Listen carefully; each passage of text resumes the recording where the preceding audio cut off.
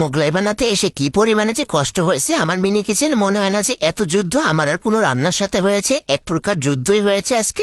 এই যে বিশাল বড় একটা উট পাখির ডিম নিয়ে চলে আসছি, আর এটাকে আমি পেঁয়াজ মরিচ দিয়ে ভালো করে মাখিয়ে নিব।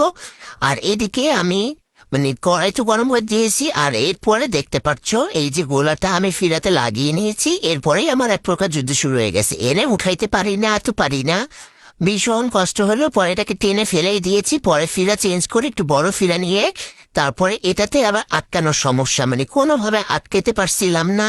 এই যে কি কষ্ট হয়েছিল আমার আটকেতে, কোন রকম চাইপা দিলাম তেলে, তারপর দেখলাম যে না এ আটকায় গেছে, ভাবছিলাম যে খুলেই যাবে। এই ছোট ছোট রান্না করতে যে এত কষ্ট। আর এই মোগলাই বানানোর ভিডিওর রিকোয়েস্ট ছিল অনেক আপু ভাইয়াদের, ইউটিউব ফেসবুকে দুই দিকে বলছিল আপু কেন তুমি এখনো মোগলাই বানাচ্ছ না। আর তোমাদের রিকোয়েস্টে আমি চলে আসছি, কিন্তু তোমাদের এই রিকোয়েস্টটা নিতে আমার ভীষণ কষ্ট হয়েছে বানাতে।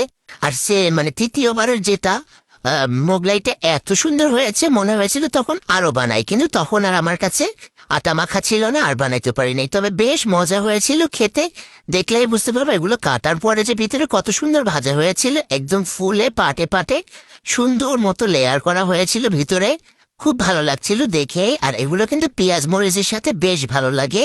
আর তোমাদের কাছে কেমন লাগছে সেটা কিন্তু অবশ্যই কমেন্টে বলে যাবা।